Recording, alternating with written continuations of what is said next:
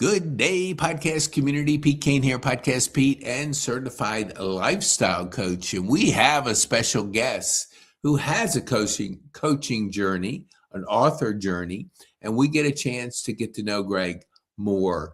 So, Greg, tell our viewers who you are, what you do, and who you serve, and then we'll get into our podcast. Excellent. So, my name obviously is Greg Grantham. I live in the North Georgia area, about an hour north of the metro. Mhm. I have been certified in coaching now for about 8 years. Mhm. Um, but what I like to focus on is helping people who are in middle adulthood uh, find a place of self acceptance in order to live an authentic life. And Mm. I do that through education, through inspiration, obviously the coaching piece. Um, but I'm finding that, it's a very common issue. People think that self acceptance is just liking yourself, and that's just the beginning. Yes. There's so much more out there. I am just hoping to get Aspire to Thrive off the ground with the new book that I have, The Path to You, which basically is my journey through finding self acceptance and authenticity. That is so good. You know, I eh, on that coaching journey too, and I've done a lot of podcasts. And this was a couple years ago. I was inviting a person to be on a discovery call just to because he had been doing some incredible things. Hmm. And he he said this. I still laugh about it. He goes, "Are you trying to sell me coaching?" And I said, let me just. I want to have you go through a discovery call. That's your decision. I don't, that's your. And then he said this. He goes, "Have you looked at my resume?" And I was like, "Yeah, I know you're doing some great things." Yeah. And this is what I was sharing with some others is, I like football, basketball analogies. Like Michael Jordan was a great scorer, but before Phil Jackson came in there, he was a great scorer and won nothing. Hmm. All of a sudden, he humbled himself and he accepted the system that Jackson was putting in, Hmm. and the rest is history, championships. So, you and I are guys and we have egos. What have you found in your journey of coaching? Like what do people miss when it comes to the benefits of that coaching experience? Well, I think one of the things that is, needs to be discussed is coaching is not giving advice, and it's not necessarily telling someone what to do. So, a lot of times, if someone's new to coaching, they're waiting for you to give them step one, two, and three that they're to follow. Mhm. And so, it's an adjustment for them to realize that we're there to support, but we're not there to lead. And it's all about a partnership, understanding, where they want to go, and uncovering those myths that coaching is either therapy or it's mentorship or I'm training you. But coaching happens when we together find what is right for you and we partner on getting you there. Hmm. That is so good.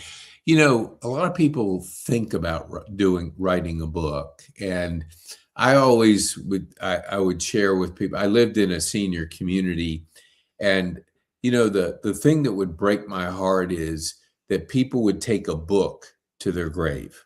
You know, a book is such a powerful way for people to get to know you.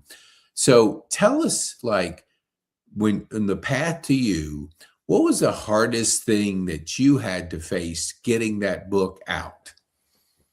You being consistent with, just I had a lot of distractions that happened during that process. And I definitely needed to learn how to bounce back and regain focus quick because, we have so much going on in our outside lives. We spoke also of my mother's situation with her declining. So it was really hard to um, drive it the way I felt like it needed to be driven. But in the end, what I realized was it was all about timing. Hmm. There was a right time for things to be finished. And I eventually just adopted a piece that I'm in the right place at the right time. I know this is what I'm, being called to do. And it gets done when it gets done. And I don't need to fret on that deadline, so to speak. Hmm. Yeah, it's so good. I love the title, Path to You. Mhm. For those out there that are going to get your book and enter in that journey with you, what will they discover when they read your book? Well, the path to you is laid out almost like a guide slash workbook. Hmm. There are a number of chapters. We start with a very clear understanding of what self acceptance is. We talk about the difference between self esteem, self confidence. They're going to really build a solid foundation where the context is what is this? We're building awareness around self acceptance. Hmm. Then we transition. The book transitions into more of a motivating, inspirational tool. Each chapter has journal prompts to help you think, walk through the material. Hmm. They also have resources, additional videos and books you can grab, articles, and then there are affirmations, daily affirmations that you can use. But you're going to go through building that foundation, seeing what's possible for you, and then figuring out. I don't believe that there are packaged solutions. I can give you keys and you can apply those to your life, Hmm. but what I tell you is not necessarily going to work for Joe or Susie. They have to find their own truth. So they take these principles, these keys that I give them, and from there, it's all about what are you feeling? What are your values? What is your what are your desires tell you in regards to your purpose? Hmm. So we end on a positive note with just a summary of all those truths. And this is the first book in a series. They're going to be called the Pathfinder series. Hmm. But I'm very excited about it being a tool, not just a read, but something that truth that can be applied to our individual lives on a daily basis. Hmm. And I think it nails it. I honestly do. 3 goals that I had in writing the book was to educate, inspire, and challenge, which is also my leadership motto. But creating awareness, inspiration, motivation, and then where am I going? What do I want to nail down as far as a plan is concerned? And the book follows right with that. I've had 2 other guests on today, Hmm. and each one of them talked the purpose, mentioned purpose, and they were very deliberate about that was so critical in their journey, in what they were doing. So from you, like, how do you define purpose, and when did you really find it in your journey that gave you that momentum and that motivation to just kind of keep going? Well, I think what purpose is to me is it's my calling, or it's my life mission, Mhm. so to speak. Something that I feel like that I can give back, or a area that I can give back in. So purpose is something that so many people struggle with. They think it's such a complex issue of finding what their purpose is. And it's right in front of them all the time. All you'd have to do is just do an inventory really quick of what your desires are, where Yeah. your values are. And my favorite question to ask clients is if money was never an issue, what would you spend your time doing? Hmm. And they usually go right to whatever's on the heart. So purpose um, is key, but it's not, it's it's something that is definitely going to evolve over time. You're Mm, going to discover the core of it, but then you're going to build on that. And I knew that I wanted to support others back when I started college years ago. I went into, I was an evangelical minister for about 10 years. mhm. And that instilled within me the desire to help others, the desire to connect them to, spirit. And so when I walked through that myself, it just solidified a lot in me. And then when the coaching opportunity came along for me to become a coach, it just fit. It fit right with it. It was still supporting others in their struggles, being an advocate for others, trying to sort through their lives and create a structure where they can have success and prosperity. Mhm. But yeah, basically where I laid out there. Yeah, that is so good. The guest before you, he um, actually works. He runs an organization called Restore, and pouring back into our pastors, our ministry leaders, because we tend to pour so much out that we don't take care of ourselves, and Mhm. we lack that, really feeding ourselves. And as he said, he used to think it was selfish that he would think of himself first.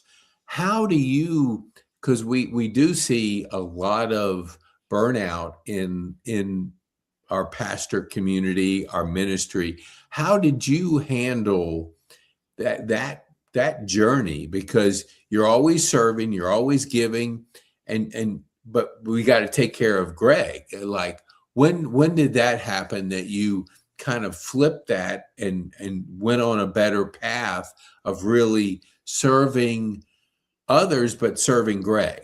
What Thank you. Great question. So, I one of the seasons of my life took me in a different direction other than ministry. So I still kept that desire, that passion, but I wasn't working towards a full time ministry at that point. Mhm. So whenever I started my life coach training, one of the biggest sections we had to go over was self-care. And here I'm thinking self-care is just taking a bath with some candles or something. Self-care is everything. If you cannot pour out of an empty cup, Yes. and most people in ministry are used to doing that because there's so much volume of need, Yes. there's just not enough time in the day to handle what their own personal needs are. And so there's also this thing, oh, I've got to come last. Well, if you don't take care of you first, you can't take care of nobody else. Yes. So self-care can be doing things that I want. It can be not doing things that I don't want. Mhm. It can be all sorts of things. But when I saw the importance of it and the key to sustaining your stamina and endurance and all that, and being, coaching's quite a, emotional drag sometimes, Mhm. as well as mental. But that's when I really realized the value of it. And when I started applying those principles, it really helped me, because if you get burnt out, you have a tendency to get bitter and to get up, and start becoming more aggravated, agitated, things like that. And that can come through, people read that. So it's vitally important that you not only care for yourself, I say you need to protect yourself, Mm. protect your energy, and protect, you know, um, what you got going on here, not getting involved in other things to drain you down. But self-care is, and we talk about self-care in the book as well. There's a whole chapter where I talk about that, the benefits of it, and what are some ideas behind it and things like that. Mm. That's so good. How does Greg set boundaries? Well, I basically realize the consequences and the benefits, and Hmm. at the same time, so if I see a situation that I may want to partake in, or I may want to, I want to take on this other project. Well, I've Hmm. already got like a ton on my plate, you know.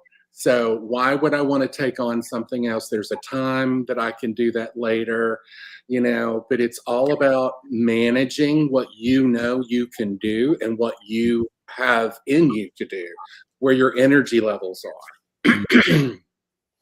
How do you like manage your energy? I have a system I use, but how does Greg manage his energy throughout the day? Well, I think it's using mindfulness and what's coming at you, whether it's a phone call, a text, or whatever. You have to kind of pause for a moment and ask yourself, do I want to do this? Okay, I know this conversation is going to lead somewhere, XYZ. Do I want to go there right now? Do I have it in me to have this conversation? Or, taking on smaller amounts of projects so that I know if I go any further, I'm going to reach that danger spot. I've got to limit myself. I want to do all of this, but I need to do small bits at a time. You eat an elephant one bite at a time. And so, it's just vitally important that we understand that. So it's looking at it, evaluating it. Does it align with my values? Do I have time for it?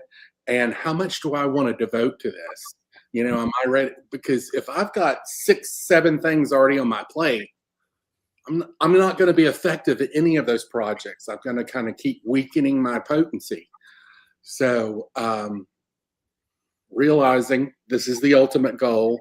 Is this situation going to help me get there? If not, maybe not for now. Let's set it aside and keep going. Mm, that's so good. I think the number is we watch 4 hours of TV and we scroll like 2.5 hours of TikTok videos. So there's a lot of consumption there. Hmm. And I believe we're born to create. We get our energy from creating. How do you balance so much consumption that's out there? And they're really good at pulling you in because this is what they do to get your attention. Hmm. How do you balance consumption with creativity? You know, this is something that Pete, I'm right in the middle of right now because I have such a tendency to want to follow daily events.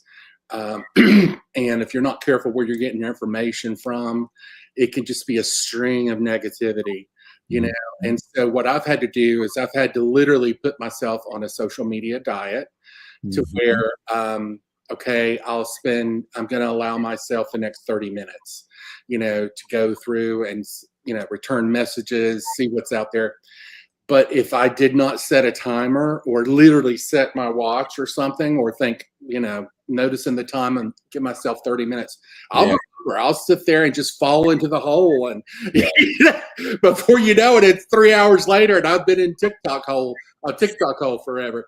So yep. it's just, this is self-discipline. You've got to be like, hey, if I don't cut this off now, I'm not going to be able to get the rest of the things done. And I'm also reaching my limit on all the negativity. Like I've got to set some boundaries here and execute those accordingly. I love that. That is so good. I have a timer here. There you go. Everything. I actually gave up. I used to do social media 12, 14 years ago. So I Mhm. knew it.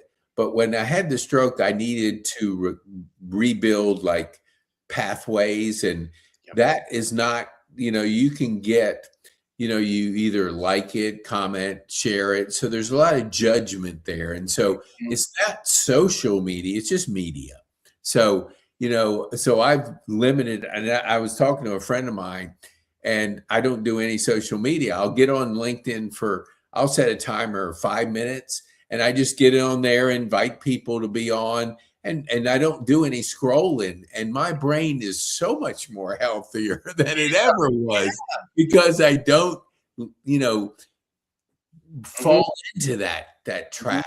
And these people are brilliant at getting your attention. What would you say? Like, I know for me, I never journaled, hardly. If I did one journal in my 40 years, that was probably that. I probably that was it, and it was just partial. But I finished 18 journals, and I write all the time now. But I went from, and it's a way for me to kind of, when you say the path to you, it was more self-discovery, Mhm. expression, creativity. And I never knew I even had it because I can misspell, like I even misspelled coaching when on this title. And so I can misspell half the words in a sentence. How do you express yourself? Do you do any journaling? Is there anything that you have been using that's helped you with your focus and discovery of you? Yes, as a matter of fact, um, I I like to go old school. I have a planner with pencil and pen, you Mhm. know, but, the bottom line, with me is, I have to stick with a system that works for me, not Mhm. necessarily, that works for everyone else. Yeah. So it's finding out again, what I want to get out of the situation and what I'm going to need to put into the situation, is what kind of keeps me balanced, so to speak. Um, but social media can be such a distraction, and the hook and all of that. It's at the end of the day, it's emotional manipulation when you think about it, because you're sitting there, you might be in a great mood. Well, you start to kind of go down that path. Um, you've got to have systems in place. You got to have checklists. I mean, that's what works for me. Yeah. Mhm. Not everyone is organized the same way, but I try to keep a bullet journal, Mhm. so I can just do a brain dump, and I love that. I have a couple of blackboards in my office that I keep full because I like to kind of write something and then stare at it for a month or so. Yeah, yeah, me And too. it'll start to grow, it'll start to sprout. But I have to write down things in order for me to think through it. That's just how I'm built. Yep. Bullet journal. Yep. Uh, I I do that too. Yeah. Yeah, Oh, yeah. yeah. So find the tools that work for you Yes. and that you will stick with. Yes. Because if you are not that type of person that's all paper and pen and everything's got to be so compartmentalized, don't feel like you got to be that way because that's maybe not how you're built. Yeah. Find what works for you. And Yes. today there are so many tools out there for managing time and projects and all that other kind of stuff. You shouldn't have any problem. Yeah, the gentleman before you, we were talking about our time that we, he called it porch time. I do the same thing. We go out and I just think, I listen to the birds. I even have this app called Merlin that'll identify all the birds that are out there. And Right. when you have that thinking time, it's amazing. And I love the bullet journal because I never did this till probably a year ago. Is to, you have an idea, but the bullet journal gives you a way to express that idea because you can go back. And Mhm. I never, like, I would look at a journal and go, am I really going to go back and read this? And the answer was not necessarily. But when I did the bullet journal, I'm now able to go back to a topic because I've learned something on a podcast, I've read something, I've listened to read a book, whatever it is, and then I further expand on that Mhm. through an organized way. Mhm. I how do you, like, I want to go a little deeper in what you said about thinking, because John Maxwell had a great book out. This was 20 years ago, called Thinking for a Change. I'm actually going back and reading it again Mm. because we have AI, all this stuff's coming at us, all this distraction. It's so important that we think. Tell us a little bit more about your thinking process. My thinking process as it relates to Just in general, like, how does Greg express himself through thinking that maybe you could share with our community? Okay. Well, when I'm contemplating things or sitting and having a brainstorm time, I try to remember where I've come from, where I am today, and where I want to go. Hmm. So the whole time, I'm also thinking about, my values again. I can't say that enough because that's a filter by which I use to make decisions. Hmm. Um, I'm a spiritual person. So there's going to be, some sitting quietly, meditating. Hmm. Uh, I love self guided meditations. So that actually, if I can, one thing about meditation is if you can learn to distract the mind, you can open up the part of you that's got pure creativity. And Hmm. that's where your authenticity lies as well. Yeah. And if I am fulfilling my authentic self, I am going to be successful. It's going to happen because I'm creating that path and Hmm. expecting it to happen. So thinking too is also in respect a way of managing the weeds. I got weeds all over my yard right now. I'm trying to get rid of, but things want to creep up. They want to just limiting beliefs, blocks, fears. All these things want to come up at the same time. Well, Hmm. you could do that one day, but I don't think it's right for you. Or you might think I'm not capable of doing that. So it's managing the mental side of it too. The self critic. The inner saboteur, that's that side of us, that shadow self that's like, you can't do that. Your mom always told you were never going to be able to do Hmm. this. So you've got to stay in a place of receptivity, openness, but at the same time, you got to be selective with what you allow to take up rent in your head. Yeah. No, I totally agree. I was not a meditator before 4 years ago. And now that is like a primary thing that I do. I even go because I don't really walk because it's more strenuous. I have to think every step. Mhm. So I do the bike at the gym Oh and yeah. I close my eyes and even though I may be listening to something, I'm focusing on that specific thing. And Mhm. it's helped me calm down my brain. I used to say I have the active brain and never could really slow down to think.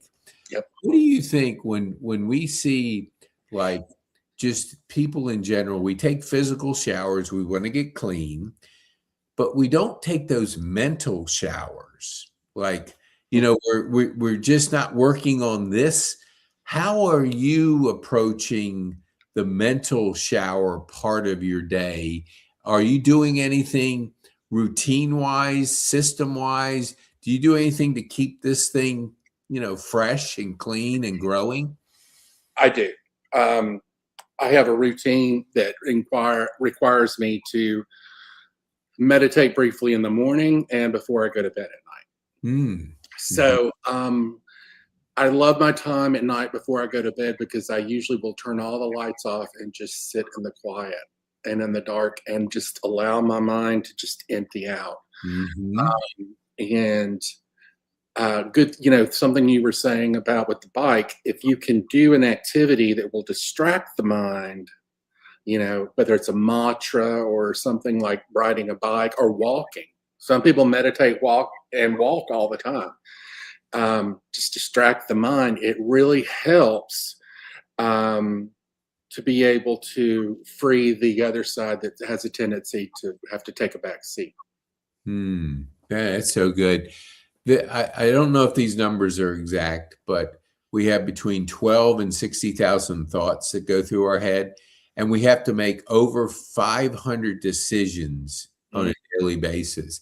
How do you simplify the decision process of your brain? Because there's so much going on. Is Mhm. there anything you've been able to do that you could share with us that has helped? I remember John Harbaugh, the coach, he would only wear khakis and the same shirt because he didn't want to think about it. Steve Jobs did the same thing. Like he all wore the same thing. so he didn't have to think about it. Have you been able to simplify some things that you could share with us that help that decision fatigue? You know, like here, I'm a planner, or that's kind of again my makeup. So I will sit down usually on Sunday nights or Mondays, and I'm going to think through the week ahead. And I'm going to put things in place that will keep moving me forward.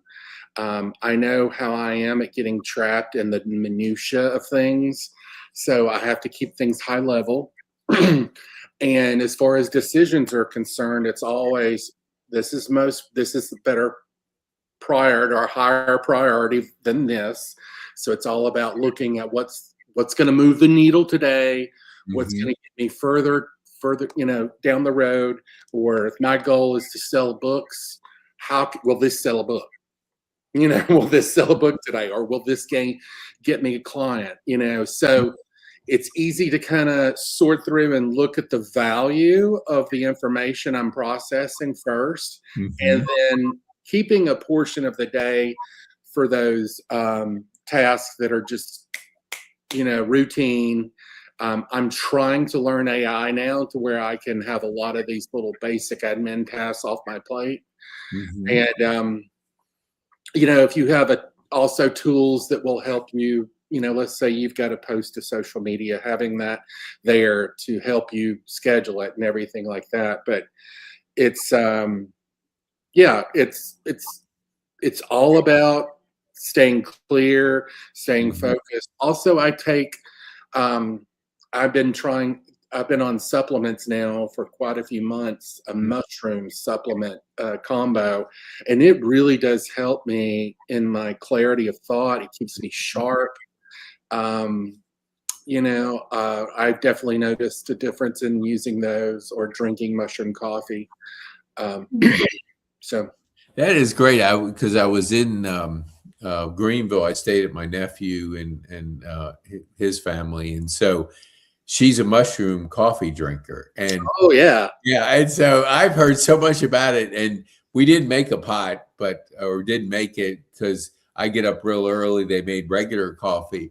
So Mhm. tell me more about what mushroom coffee has done for you and what you could share with us. Well, I use Rise, Okay. RYZ.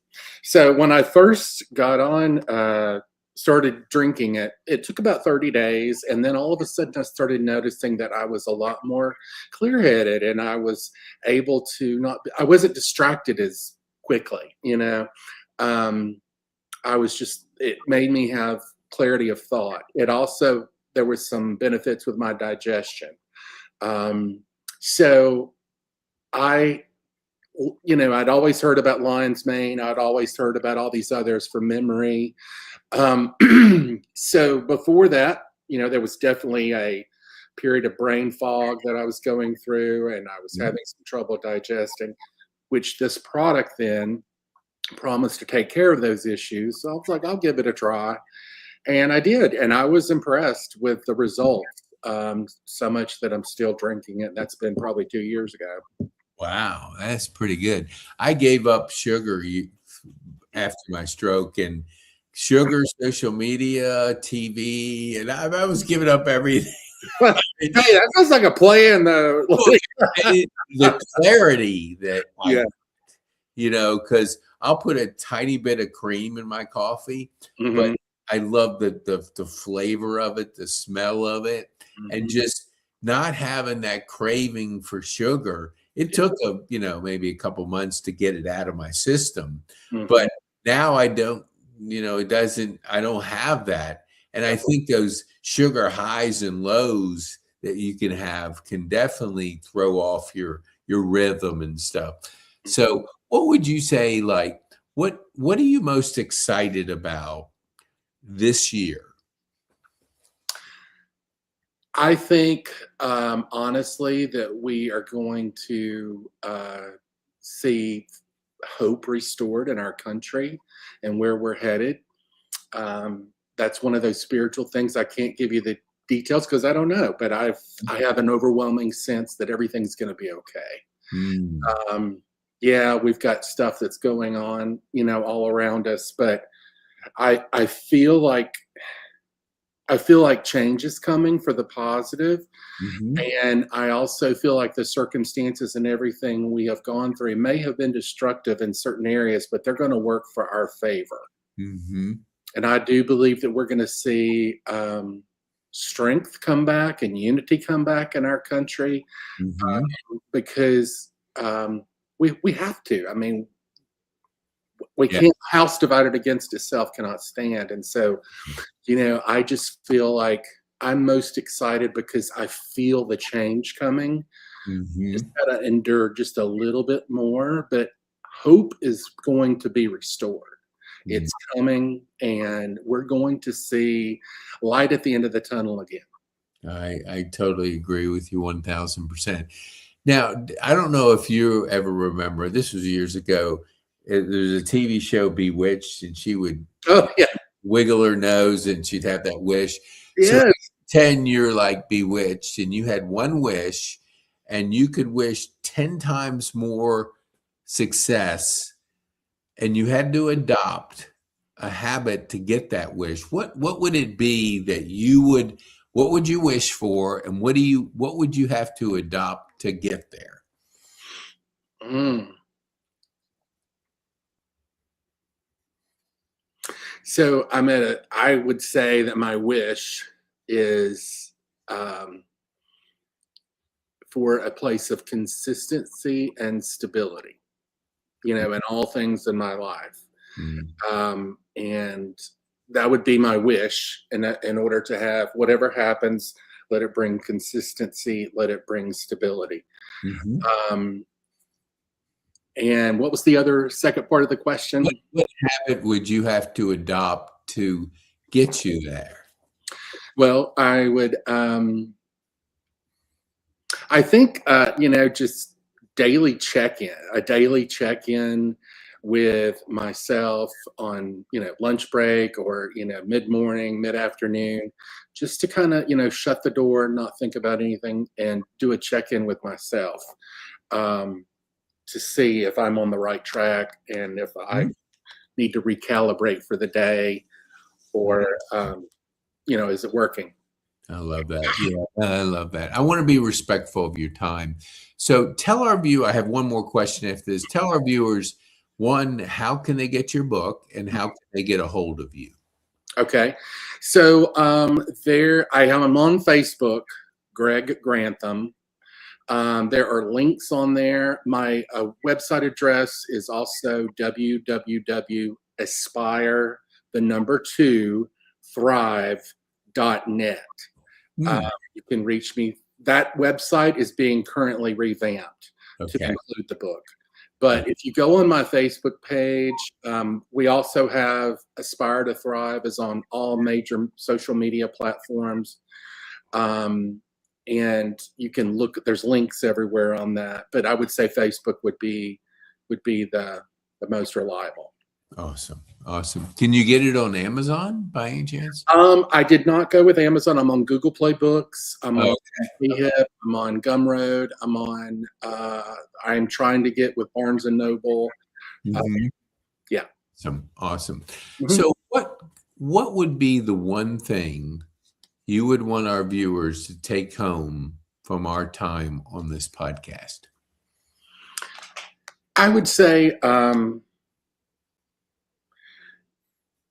anyone out in your audience, who's thinking that they are kind of stuck in their life and they're feeling a bit drained or exhausted or burnt out, I would say do a little self inventory and find out if you're really doing what you authentically feel like you want to do or you need to do, and then make a decision to change if you are not in the place you want to be. You're the one that has to start mobilizing the change, and then reach out to some support like a coach or a best friend or a mentor to give you some accountability, in order to get things going, because anyone can have the life they want to live if they're willing to do the work. I've Mm, seen it in my own life. I've seen it in friends of mine that have applied the principles. So it's not, you do not have to live your life from a reactive position. You can live your life from a proactive position. mm. You are in charge, you are creating where you're going, and you're doing what you authentically are called to do. That is so good. Greg, I want to thank you for being a guest and Yeah. sharing your journey.